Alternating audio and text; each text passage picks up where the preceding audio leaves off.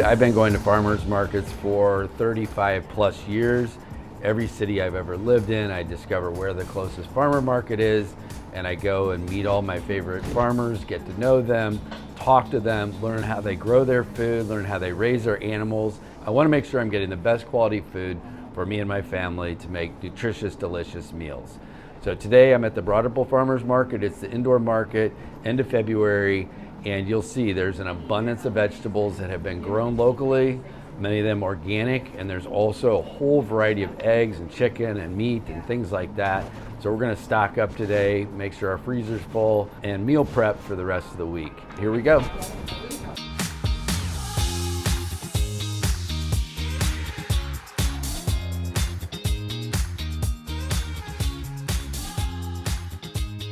I just want to say, I knew Ross Ferris, who started the market. Yeah. Did you know Ross? I knew Ross. Yeah. We have a dinner every year recognizing him. It's one of our fundraisers. So Ross was a very important part. Well, he got his start over at off Kessler Drive when he was growing food in his backyard. He was on Grandview. Yep, on exactly. Grandview. And he was the one that really pulled together him.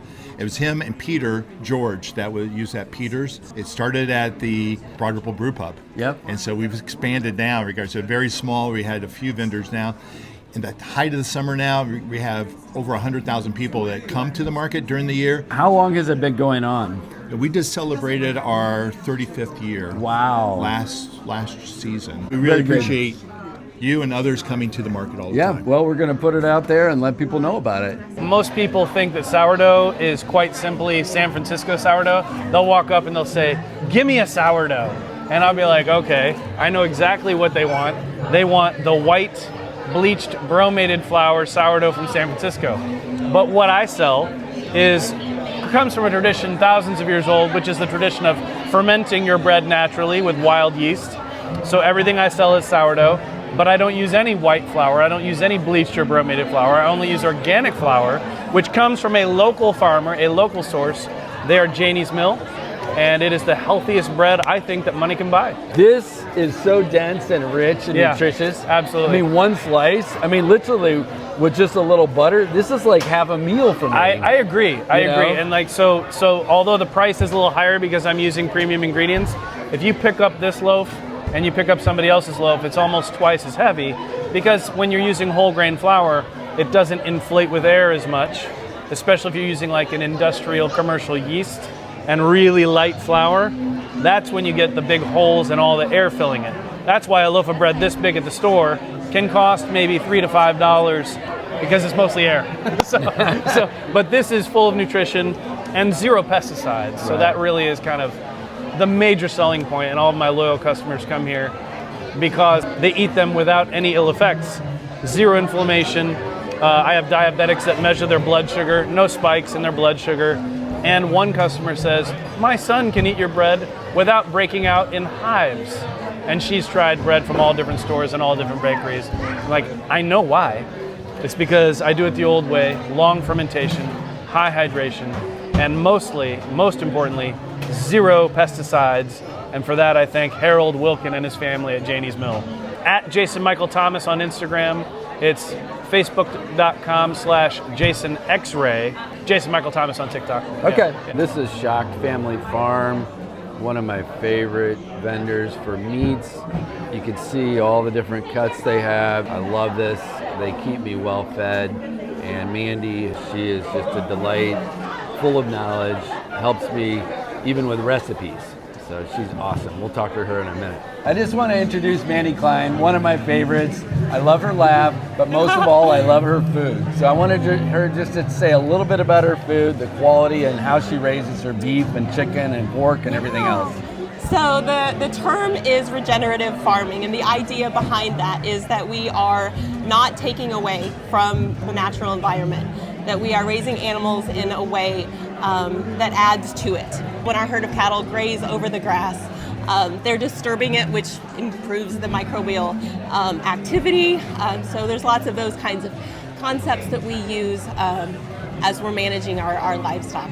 Same with the chickens, they're out grazing, they're out scratching, taking in sunlight, bugs, all of that.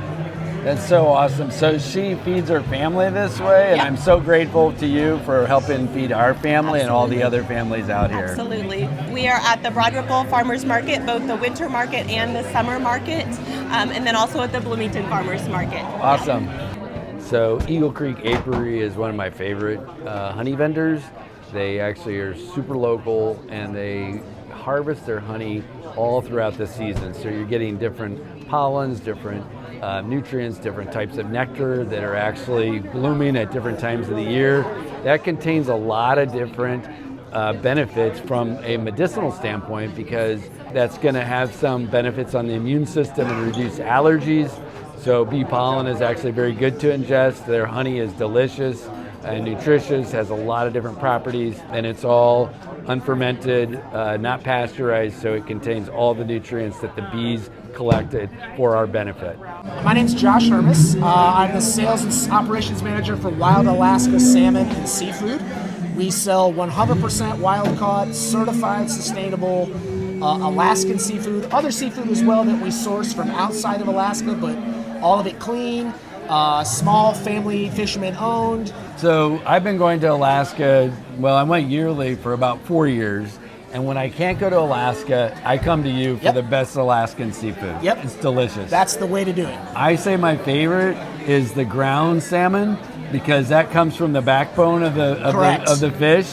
The flavor in that, the collagen, all that's Yep. so good. Lots of good oil content in that part of the fish, so you're getting really good nutritional value. It's also our most versatile product for sure. You can do a lot with it. I've used it on salads before, salmon tacos, salmon meatballs, salmon meatloaf, you name it. You basically substitute ground beef with the ground salmon and make just about anything that you want. You just gave me a lot of good ideas. There's tons of good stuff you can do. Oh, yeah. You can find us at the farmers market here at Broad Ripple. We have our website, wildalaskasalmonandseafood.com. You can also find us on Facebook and Instagram, Wild Alaska Salmon and Seafood. That's awesome. Yeah. Thank you. Yeah, of course. All right. Thanks, guys. All right. Have a good one. Yeah, you too. I'm Amanda from Macono Farm. I raise lamb and pork from 2 heritage breeds, completely pasture raised. The pigs are fed non-GMO grains. So I want to just say, I've been eating your lamb and your pork, and it's amazing. So good. Our pork is kuni pork, and I chose them because they are really great in permaculture, agriculture, so regenerative farming, rotational grazing. The same with the Navajo Churro sheep. Their main stewards are the Navajo Nation, and they are just a slow-growing, really lean sheep that has a dual purpose with their fiber as well. Imagine you plant root vegetables to help with that carbohydrate content. What do you plant for them? The pigs love clover, so Okay. I usually have like 7 types of clover growing Okay. that come up different heights and different types of the season. We plant mustard and rape in the spring for the pigs. And the Navajo sheep kind of come after, they follow the pigs, and they're really good browsers, so they eat everything that the pigs have left behind. Okay. I love all your meats. I think it's amazing. We cook with it all the time. People sometimes wonder, the cost is a little more than obviously you would get in the grocery store. What I tell them is, this is so nutrient dense, we don't really need to eat that much. So we can cut back our portion size and then Right. still get all that good nutrition. Would you agree with that? Totally. Pasture-raised meat is higher in vitamin E and vitamin D. Our pork is high in omegas, 3, 6, and 9. And so growing animals out on pasture, on good pasture, and rotating them, they pass on lots more nutrition to us. For sure. Yeah. Hi, my name's Skylar. I'm with Tulip Tree Creamery. We get our cheese, the milk for the cheese, from Hudson Valley Farm. It's up in very northern Indiana. Our best sellers are Nightshade and Trillium. Everything is very well made. Our cheesemakers from the Netherlands. It's just a very wholesome creamery. Traders Point is also here in the area. We love them too. We're here every week at Broad Ripple, as well as in Carmel and at the Indy Winter Market. You can also catch us at Westfield, and we're also in several specialty grocers around the area. We do classes. We do mozzarella and Gouda and butter making classes, and just come around and see us. So I have to say some of my favorite are the fondue, and the hops are amazing, but their cheeses are incredible. And I think it's so cool that you have a Dutch, cheesemaker. Oh, yeah. I mean, I would Fonz say is a fantastic guy. He's I'd like to super, meet super him cool. sometime. You should come and do one of our classes. You get a whole tour of the creamery. It's super duper fun. You get a whole little cheese plate to try. If you want to bring some wine, you're more than welcome to bring some wine. Make it a whole date night. It's very, very fun. You go home with the recipe as well, so you can always make what you're making at the class at home. Okay, I see a date in the future. Thank you so much. Oh, you're welcome. Appreciate You're welcome. it. Thank you. I'm here with Freedom Valley Farm, and these are all of our different mushroom varieties. We have shiitake, blue oyster, lion's mane, black pearl king oyster, and chestnut mushrooms. And everything that we grow is organically practiced. And we use greenhouses and high tunnels primarily to grow through 4 different seasons. And yeah, come check us out. I love your mushrooms. We've been using them and cooking with them for years. And what's super cool, the carrots are awesome because you guys are still harvesting, right? And through the winter. Every week.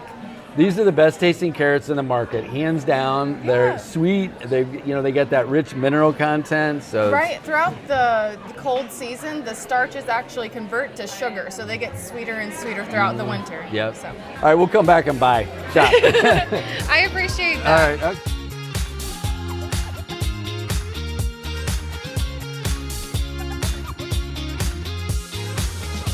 This is how I spend my Saturdays, searching for the best food, the best quality food, the most nutritious food.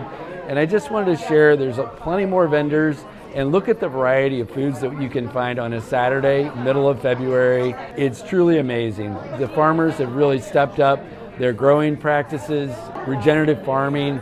It's a recurring theme because we're figuring out how we can actually grow things and raise animals in the healthiest way that's going to feed our bodies in the best way. So I love Saturdays. I get to come out, see all my friends, run into lots of people. It's usually a whole outing.